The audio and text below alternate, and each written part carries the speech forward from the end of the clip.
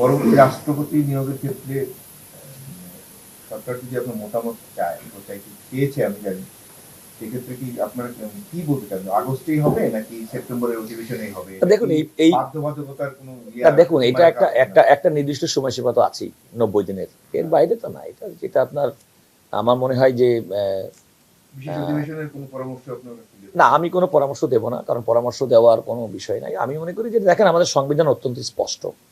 যারা সংবিধানের সংশোধন করেছিলেন, যারা বিশেষ করে খেয়াল করে দেখবেন, ভেরি ইম্পর্টেন্ট, যে আমাদের যখন স্পিকার যখন দায়িত্ব পালন করেন, শপথ গ্রহণ করেন, তিনি কিন্তু স্পিকারের শপথের পাশাপাশি যদি কখনো রাষ্ট্রপতির দায়িত্ব তার উপরে আসে, তিনি সেটিও পালন করবেন, এই শপথও নিয়ে থাকেন। এই কারণে কিন্তু স্পিকার রাষ্ট্রপতির দায়িত্ব পাওয়ার পরেও নতুন করে কিন্তু তার শপথ গ্রহণ করতে হয়নি। একইভাবে ডেপুটি স্পিকার যখন শপথ গ্রহণ করে থাকেন সংবিধানের ৩য় তফসিল অনুযায়ী, তিনিও কিন্তু ডেপুটি স্পিকারের পাশাপাশি তাকে যখন সংসদ অধিবেশনে আহ্বান করা হবেন, তিনি সেটা স্পিকারের দায়িত্ব পালন করবেন, এমন একটা শপথ কিন্তু প্রথম শপথে তিনি নিয়ে রেখেছেন।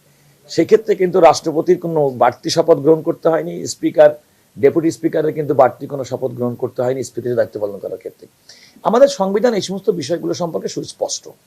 এখন আমার মনে হয় যে যারা রাষ্ট্র পরিচালনা করছেন তাদের প্রতি আমাদের তো আসলে আমি মনে করি জাতি হিসেবে আমাদের অনেক আস্থা, এবং তারা নিশ্চয়ই সবাই সুবিধা মতো এবং প্রয়োজন মতো তারা ব্যবস্থা গ্রহণ করবেন। অ্যাজ অফ টুডে তো রাষ্ট্র পরিচালনার ফাংশনিংয়ের ক্ষেত্রে কোনো সাংবিধানিক কোনো প্রতিবন্ধকতা কিংবা আইনি কোনো প্রতিবন্ধকতা অ্যাজ অফ টুডে নাই।